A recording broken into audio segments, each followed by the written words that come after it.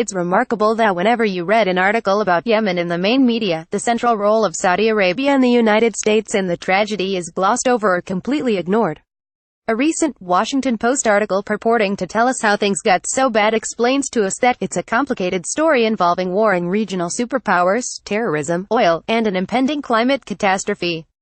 No, Washington Post, it's simpler than that. The tragedy in Yemen is the result of foreign military intervention in the internal affairs of that country. It started with the Arab Spring, which had all the fingerprints of State Department meddling, and it escalated with 2015's unprovoked Saudi attack on the country to reinstall Riyadh's preferred leader. Thousands of innocent civilians have been killed and millions more are at risk of starvation and cholera rage. We are told that U.S. foreign policy should reflect American values. So how can Washington support Saudi Arabia, a tyrannical state with one of the worst human rights record on earth, as it commits by what any measure is a genocide against the Yemeni people? The UN Under-Secretary General for Humanitarian Affairs warned just last week that Yemen faces the largest famine the world has seen for many decades with millions of victims.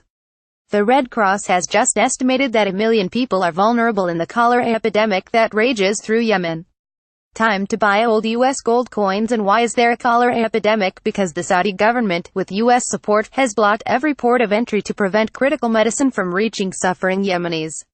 This is not a war. It is cruel murder. Swords into plowshares. Ron Paul best price $2.07, buy new $11.98 as of 0800s. Details: the United States is backing Saudi aggression against Yemen by cooperating in every way with the Saudi military.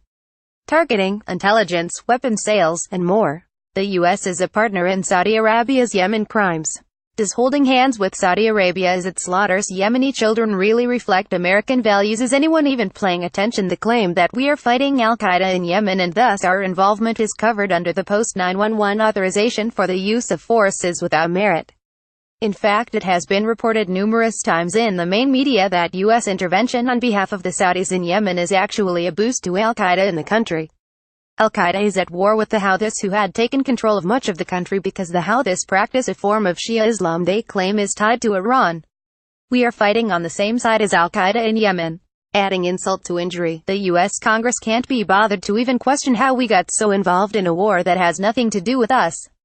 A few conscientious members of Congress got together recently to introduce a special motion under the 1973 War Powers Act that would have required a vote on our continued military involvement in the Yemen genocide.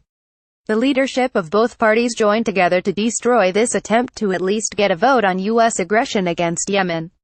As it turns out, the only members to vote against this shamey-gutted resolution were the original members who introduced it. This is bipartisanship at its worst. U.S. involvement in Saudi Arabia's crimes against Yemen is a national disgrace. That the main media fails to accurately cover this genocide is shameful. Let us join our voices now to demand that our U.S. representatives end U.S. involvement in Yemen immediately. The best of Ron Paul.